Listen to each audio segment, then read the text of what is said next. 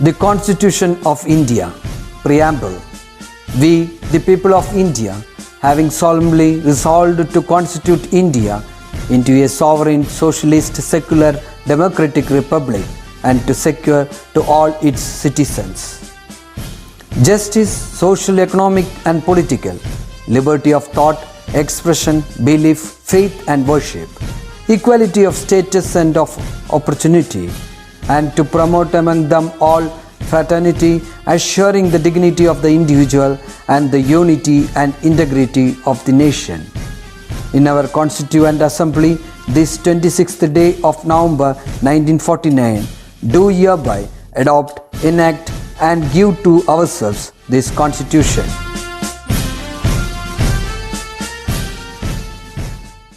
Hi students, welcome back to Zoology class. Hope all are fine and safe at home.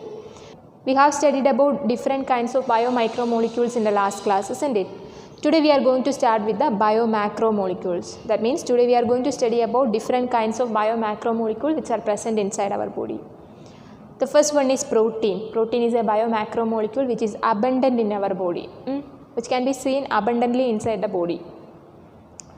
When we consider proteins, proteins are elongated polypeptide chains, and these elongated polypeptide chains are made from different monomeric units called amino acids. Actually, these amino acids are of different types. That means different types of amino acids are joined together to form elongated protein. This joining can be done with the help of a bond known as peptide bond. Okay. Since it is forming from different kinds of monomeric unit, we can call this polymer as heteropolymer. That means protein is a heteropolymer. Why? Because it is formed from different kinds of amino acids. Amino acid can be obtained in two main ways. Either it can be obtained through diet or it can be produced inside the body itself. Okay. If the amino acid is obtained through diet, we can call such kind of amino acid as essential amino acid. Okay. What are they? Essential amino acid. Similarly, if amino acid is synthesized in our body itself, we can call such kind of amino acid as non-essential amino acids. By utilizing these amino acids, our body will synthesize what? Protein, isn't it? Yes, by utilizing these amino acids, our body will synthesize the necessary protein. Actually, what is the role of this protein? Yes, protein have different roles. For example, can you check this table?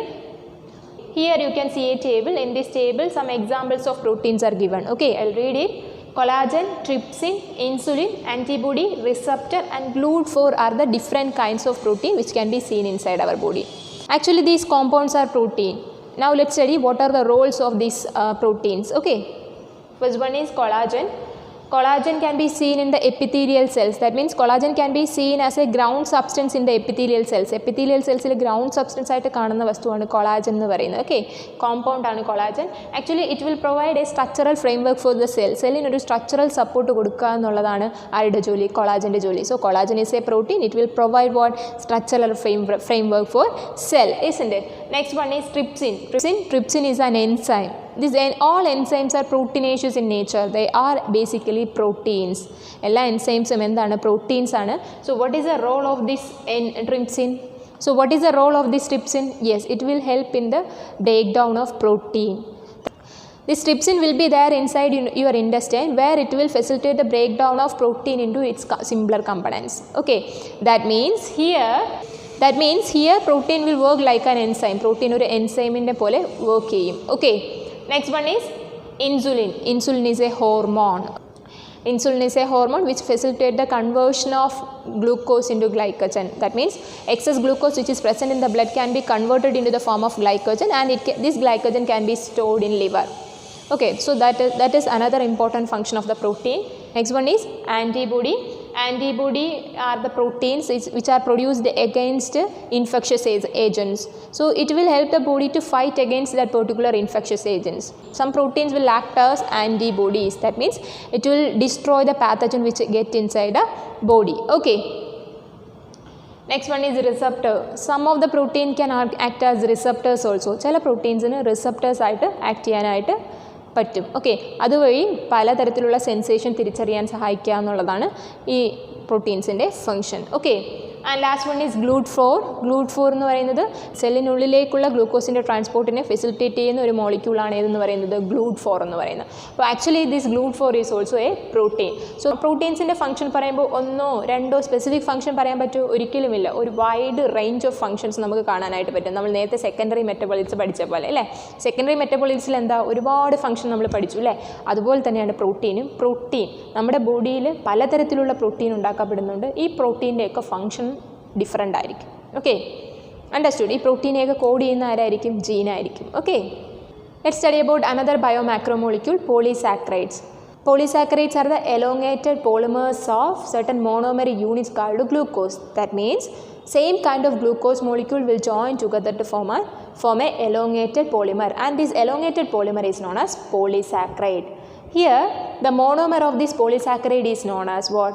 Monosaccharide. Okay, so what is monosaccharide? Monosaccharides are the individual unit from which we can make a polysaccharide. Okay, so here in the case of polysaccharide, glucose unit will join together to form a polysaccharide.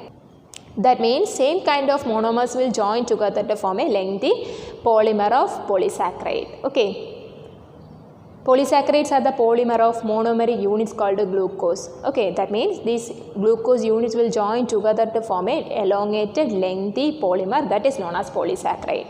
There are different kinds of polysaccharides, for example cellulose, starch, glycogen, okay, and inulin, chitin. Okay, these are the different kinds of what? Polysaccharides. Let us study about each polysaccharide. Let's study the first example of polysaccharide, that is cellulose.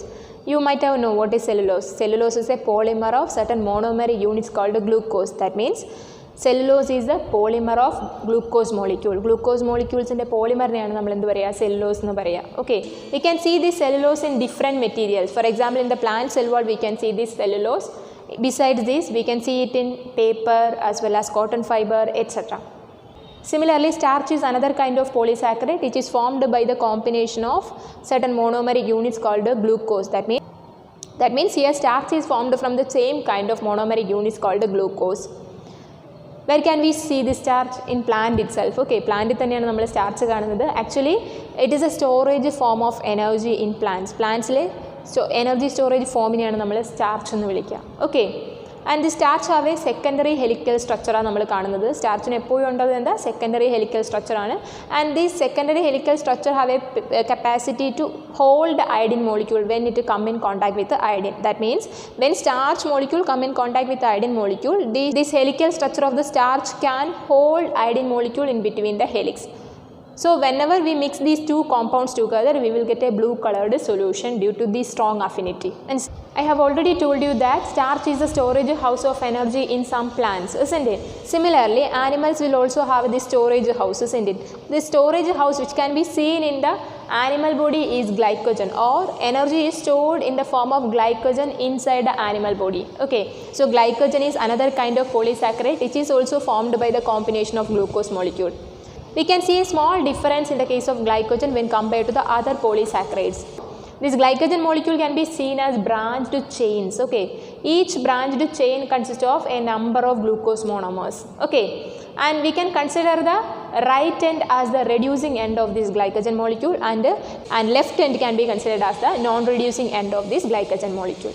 Inulin is another important form of polysaccharide, and these are formed by the combination of different monomers called fructose. That means ഒരു inulin chain ഉണ്ടാക്കിയിരിക്കുന്നത് fructose molecules join ചെയ്തിട്ടാണ്. Okay, അതുപോലെ തന്നെ chitin is another kind of polysaccharide which can be seen among the shell of arthropod. ആർത്രോപോഡിൻ്റെ ഷെല്ലിൽ കാണുന്ന പോളിസാക്കറൈഡിനെയാണ് നമ്മൾ എന്ത് പറയുക? chitin എന്ന് പറയുന്നത്. Actually this chitin is made from the glucose derivative known as N-acetyl glucosamine. അതായത് ഒരു ഗ്ലൂക്കോസിൻ്റെ ഡെറിവേറ്റീവായ N-acetyl glucosamine നിന്ന് ഫോം ചെയ്തിട്ടുള്ള ഒരു പോളിമറാണ് ഏതെന്ന് പറയുന്നത്? chitin. ആർത്രോപോഡിൻ്റെ ബോഡിയെ കവർ ചെയ്തുകൊണ്ട് കാണപ്പെടുന്ന എക്സോസ്കെൽറ്റൻ എന്ന് പറയുന്നത് എന്തുകൊണ്ട് നിർമ്മിച്ചിട്ടുള്ളതാണ്? chitin കൊണ്ട് നിർമ്മിച്ചിട്ടുള്ളതാണ്. അപ്പോൾ chitin ബേസിക്കലി എന്താണ്? ഒരു പോളിസാക്കറൈഡ് ആണ്. Okay, so hope you have understood. We have studied about different kinds of polysaccharide, isn't it? Yes, which are they? Yes, cellulose, starch, glycogen, inulin, chitin. Nucleic acids are the another important biomacromolecule which can be seen inside the human body. These are elongated polymers of certain monomeric units called nucleotides. That means each nucleic acid is made from a number of polynucleotide chains. When we take a single polynucleotide chain, it is made from monomeric units called nucleotides.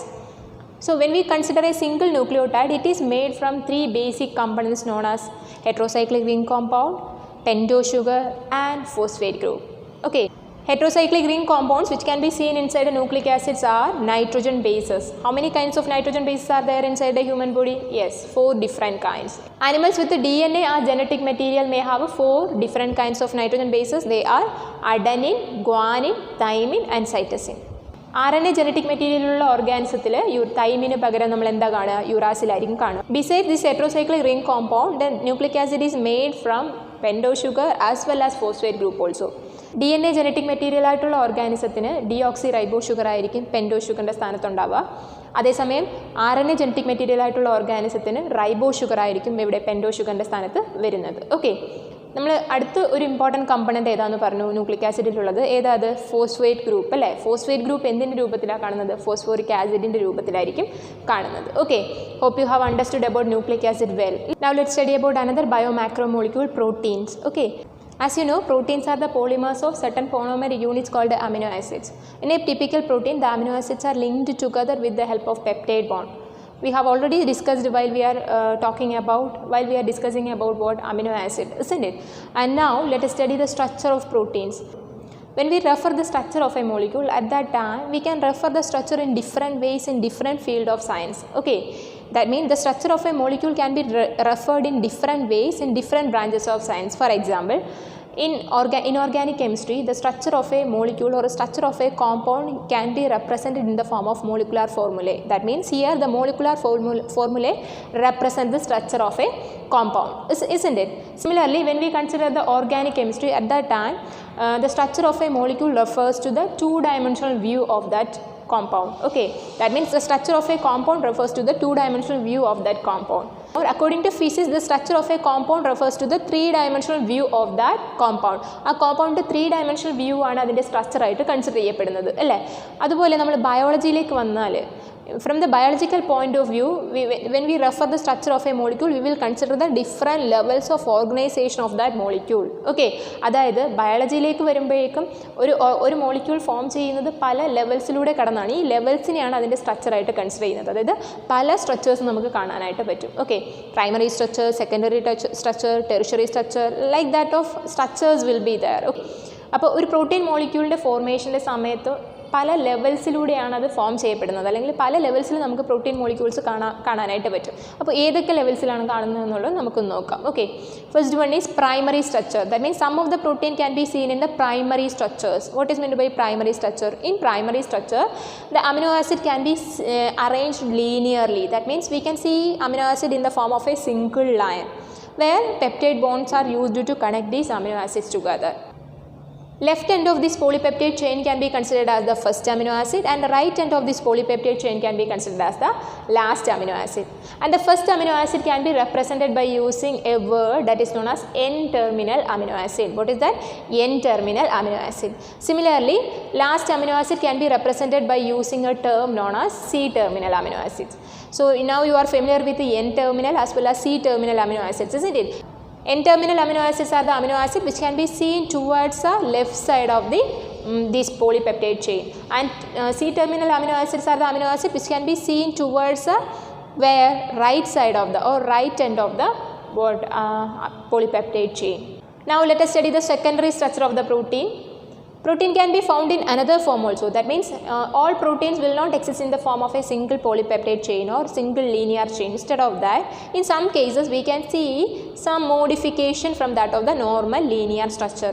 Secondary structure of proteins are formed by the modification of the primary structure. That means primary structure ന് ചില modification നമുക്ക് കാണാനായിട്ട് പറ്റും. That means ഈ primary structure കുറച്ചുകൂടി complicated ആയിട്ട് secondary structure ആയിട്ട് ചില proteins ൽ കാണാനായിട്ട് പറ്റും. For example, keratin of the hair. Keratin is a protein, isn't it? This protein can be seen in secondary structure. This protein നമ്മൾ എന്തിലാണ് കാണുന്നത്?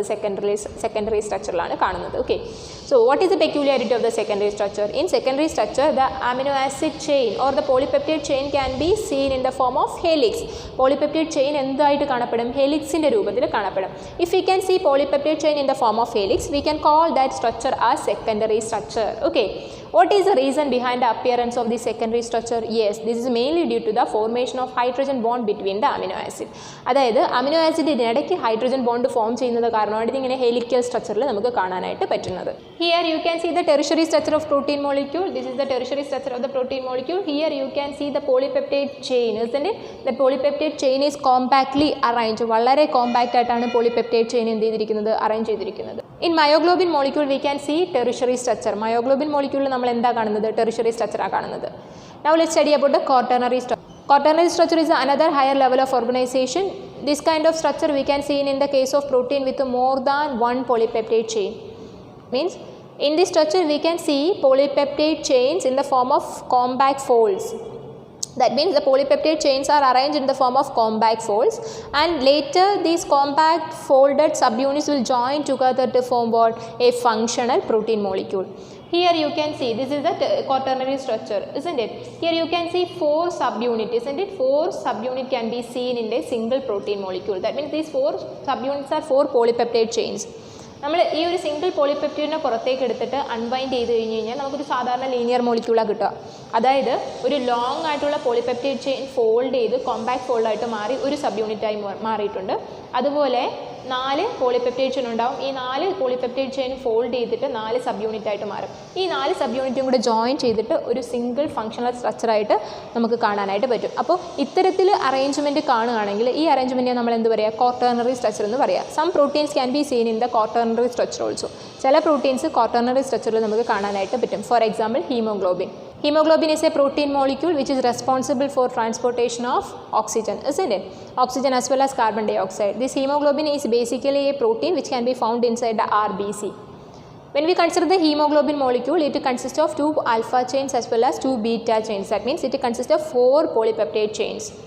2 similar alpha chain and 2 similar beta chain. These 4 polypeptide chain will combine together to form a complex quaternary structure. അതായത് ഈ polypeptide chain അതുപോലെ combine ചെയ്യല്ല ചെയ്യുന്നത്, ഇത് കുറച്ചുകൂടി higher ലെവലിൽ കോംപ്ലക്സ് ആയ ശേഷം, അതായത് ഈ പ്രോട്ടീൻസ് അതുപോലെ ഫോൾഡ് ചെയ്തിട്ട് ഒരു ക്വാട്ടർണറി സ്ട്രക്ചർ ആവുകയല്ല ചെയ്യുന്നത്. അതിന് പകരം ഓരോ പോളിപെപ്റ്റൈഡ് ചെയിനും കോമ്പാക്ട് ഫോൾഡ് ആയതിനു ശേഷം ആ സബ് യൂണിറ്റുകളെല്ലാം കൂടി ജോയിൻ ചെയ്തിട്ടാണ് എന്തായിട്ട് മാറുന്നത്? യെസ്, ഒരു ഫങ്ഷണൽ ഹീമോഗ്ലോബിൻ മോളിക്യൂളായിട്ട് മാറുന്നത്.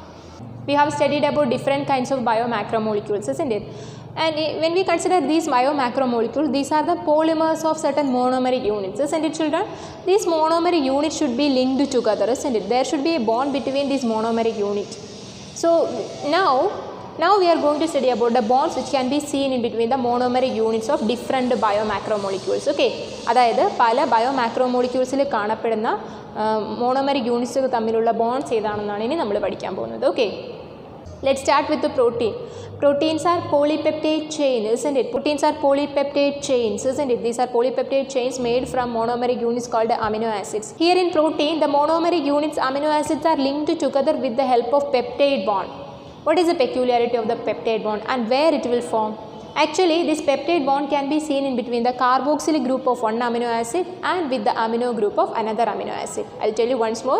Usually the peptide bond will form between the carboxylic group of one amino acid and the amino group of another amino acid, and during the formation of this bond, some amount of water can be liberated or eliminated from that bonding site. Bonding site il ninnu eliminated avum. Endu eliminated avum? Water eliminated avum. എന്തുകൊണ്ട് water eliminated ആവുന്നു? അതെ, carboxylic ഗ്രൂപ്പിൻ്റെ OHും amino ഗ്രൂപ്പിൻ്റെ Hും കൂടി combine ചെയ്തിട്ട് H2O ആയിട്ടാണ് eliminate ചെയ്ത് പോകുന്നത്. ഓക്കെ, അതായത് ഹൈഡ്രോക്സിയൽ ഗ്രൂപ്പും ഹൈഡ്രോജൻ അയോൺസും കൂടി കമ്പൈൻ ചെയ്ത് വാട്ടർ എലിമിനേറ്റ് ചെയ്യപ്പെടുന്നത്. Okay, hope you have understood. Now let's study about the formation of bond that can be seen in between the glucose molecules. Okay, in the case of polysaccharide, it is made from monomeric units called glucose. That means there should be a bond between the glucose molecule to heal the polysaccharide in the correct manner, isn't it? This bond is known as glycosidic bond. What is that? Glycosidic bond. And where can we see this bond? Yes, this bond can be seen in between the carbon atom of the adjacent sugars. അതായത് adjacent sugarsന് ഇടയിലുള്ള carbon ആറ്റത്തിനിടയിലാണ് നമ്മൾ ഈ bond glycosidic bond form ചെയ്ത് കാണുന്നത്. Okay, along with the formation of this bond, some amount of water can be liberated. Along with the formation of this bond, some amount of water can also be liberated from that bonding site. Okay, that means during the formation of peptide bond as well as glycosidic bond, water can be eliminated from the bonding site. Bonding site il ninnu water eliminate ചെയ്തു പോകും. Okay, let us study the nature of bond which can be seen in between the nucleotides in a polynucleotide chain. അതായത് ഒരു polynucleotide chainലെ nucleotides ഇടയിലുള്ള bond എങ്ങനെയാണെന്നുള്ളത് നമുക്ക് നോക്കാം. Okay, അപ്പോൾ polynucleotide ചെയിനിൽ എന്താ ഉള്ളത്? ന്യൂക്ലിയോടൈഡ്സ് ഉണ്ടെന്ന് പറഞ്ഞു. ഈ when we consider a single nucleotide, it consist of what? Yes, a pentose sugar will be there, isn't it? Here you can see a nitrogen base, isn't it?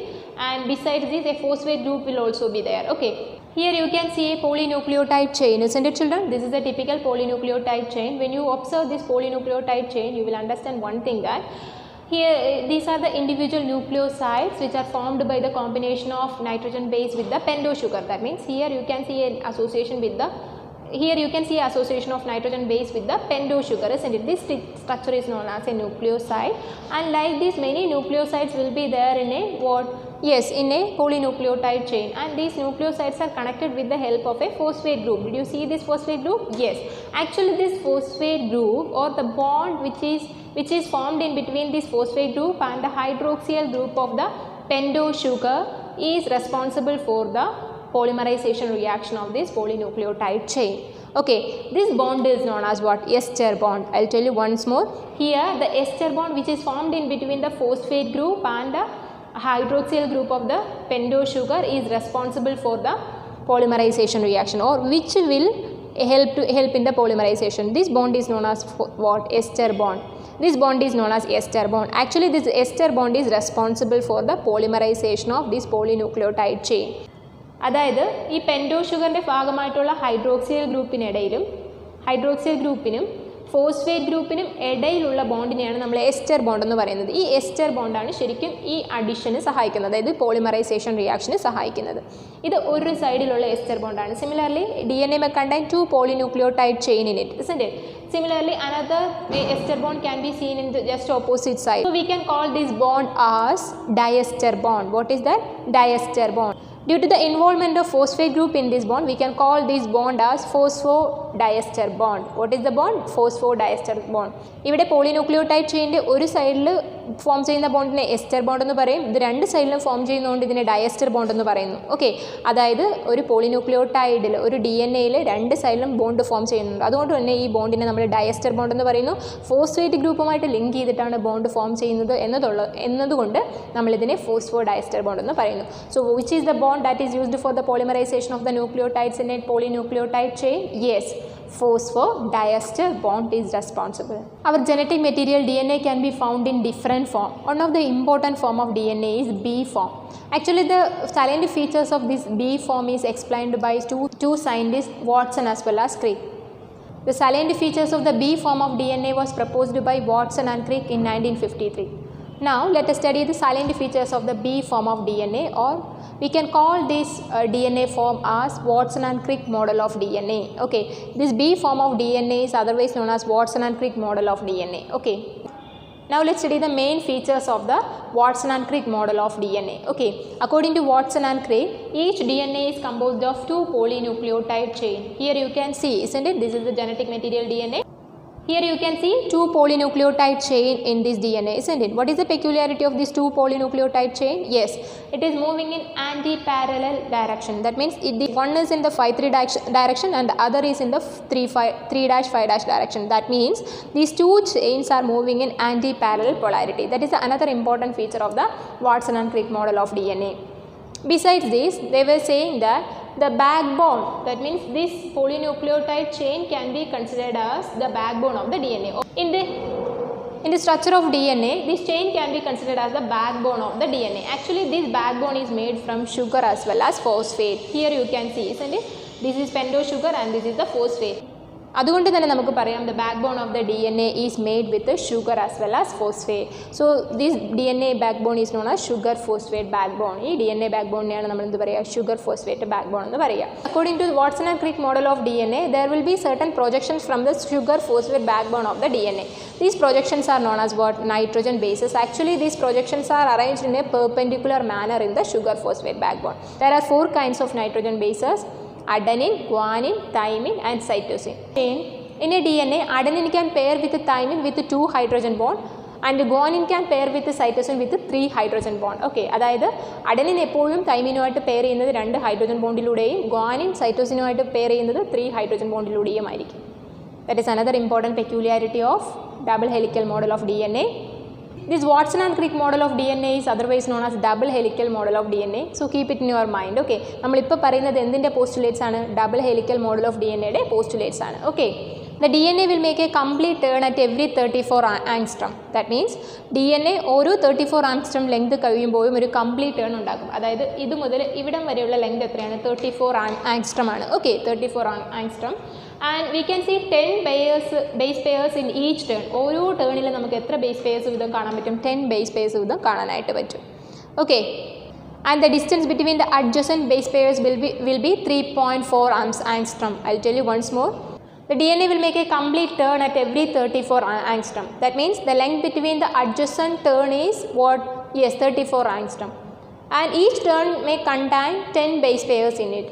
If so, what will be the distance between adjacent base pairs? Yes, it will be 3.4 angstrom. Now we have studied the main postulates of double helical model of DNA, isn't it? It is proposed by Watson and Crick in 1953. This double helical model of DNA is otherwise known as Watson and Crick model of DNA. This model explains the basic features of the B form of DNA. Okay, അതായത് B form DNAയുടെ basic features explain ചെയ്യുന്ന മോഡലിനെയാണ് നമ്മൾ ഏത് പറയുക? Double helical model അല്ലെങ്കിൽ Watson and Crick model എന്ന് പറയുക. അതായത് B form DNAയുടെ ഫീച്ചേഴ്സ് എക്സ്പ്ലെയിൻ ചെയ്തതാരാണ്? വാട്സൺ ആൻഡ് ക്രിക്ക് ആണ്. അതുകൊണ്ട് തന്നെ ഈ മോഡലിനെ Watson and Crick model of DNA എന്നും അറിയപ്പെടുന്നു. Okay, hope you have understood the main postulates of this Watson and Crick model of DNA. You will study more about this in the next class. Okay, not in the next class, in the next year you will study about this. Hope you have understood the class well. If you have any doubt, please contact me. Stay safe. Bye.